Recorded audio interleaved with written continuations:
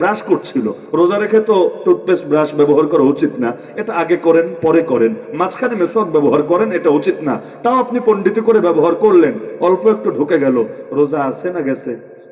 রোজা গেছে।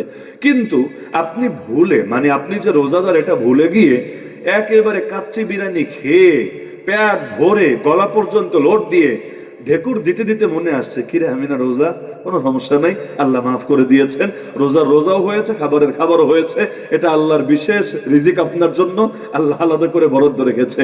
এমনকি মাসালা এটা, কোনো মুরব্বীকে যদি রোজা রমজানের দিন খেতে দেখেন, মুরব্বী মানুষ, অসুস্থ মানুষ, যার রোজা রাখতে আসলে কষ্ট হয়, ওই কষ্ট করেই রাখে, আপনি দেখলেন দুপুর বেলা রোজার কথা ভুলে গিয়ে খাওয়া শুরু করেছে, মাঝখানে ডিস্টার্ব দিয়ে না, খাক, ঠান্ডা মাথায় খাওয়া শেষ করুক, বললে পরে বলেন কেন, তিনি তো ভুলে খাচ্ছেন, ডিস্টার্ব করার দরকারটা কি?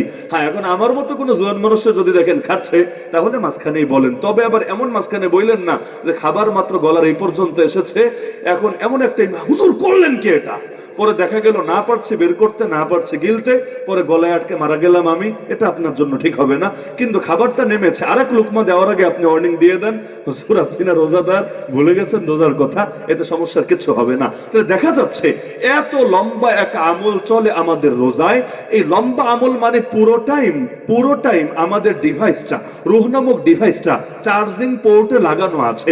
যখন চার্জিং অবস্থায় লাগানো আছে, আরে মোবাইল যদি চার্জে লাগায় টিপতেও থাকেন, দেখবেন 100ই আছে, 100 থেকে নামে না। তো রূহটা যখন চার্জিং এ লাগানো আছে, যার কারণে আলহামদুলিল্লাহ যতক্ষণ রোজা চলবে রূহের মধ্যে শক্তি মোটেও কমবে না, ধীরে ধীরে চার্জ হবে আর হবে।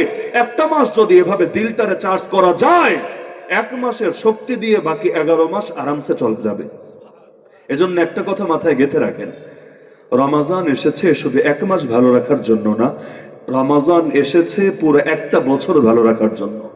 যার জীবনের প্রতিটা দিন কাটে রমাদানের মতো, তার মৃত্যুটা হয় আলহামদুলিল্লাহ ঈদের মতো। এজন্য কেউ মারা যাওয়ার পরও চেহারাটা দেখলে খালি দেখতেই মনে চায়। গায়ের রং কালো হতে পারে, কিন্তু চেহারার মধ্যে আলাদা নূর ফুটে ওঠে, আলাদা নূরানি হাসি লেগে থাকে। অপরদিকে কেউ মারা যাওয়ার পরে এত ভয়ঙ্কর, এত বিভৎস চেহারা হয়ে যায়, ফ্যামিলির লোকেরা পর্যন্ত কাউকে দেখাতে সংকোচ করে, কাউকে ছবিও তুলতে দেয় না। কেন? যে এটা মানে পাবলিক দেখে ফেললে মান ইজ্জত সব যাবে। এই পার্থক্য কেন? বড় একটা কারণ এটা, কেউ মৃত্যুকে এনজয় করেছে, পরম যতনে মহাব্বতে নিজের বুকে আলিঙ্গন করে নিয়েছে। হাদিসের মধ্যে আছে, মুমিন বান্দার সামনে যখন মালাকুল মাউত আসে, তাকে জান্নাতে সুসংবাদ দেওয়া হয়, ফাওয়াদ্দা লাউ খারাজাত ইয়ানি নাফসা, সে তখন কামনা করতে থাকে তার রূহটা যদি নিজেই বের হয়ে আসতো, মানে ফেরেশতা ধীরে ধীরে বের করবে, আরে এত দেরি করার টাইম কই, রূহ যদি নিজেই বের হয়ে আসতো আর জলদি রবের জান্নাতে চলে যেত, কতই না ভালো হতো।